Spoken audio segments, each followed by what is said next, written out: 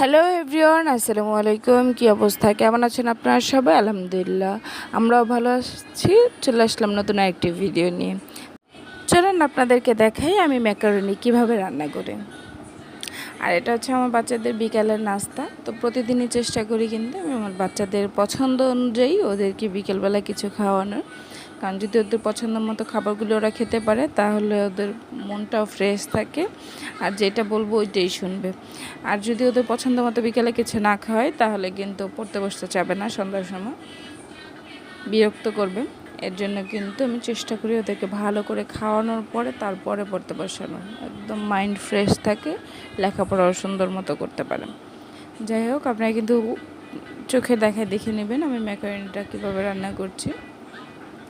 আর এখানে স্মেলটা এত পরিমাণে সুন্দর আসছিল, আর এটা কালারও এত পরিমাণে সুন্দর আসছে যা বলার বাইরে। আর খেতেও খুবই টেস্টি হয়েছিল। এই যে দেখেন, আমার ছেলের জন্য সার্ভ করে নিচ্ছি।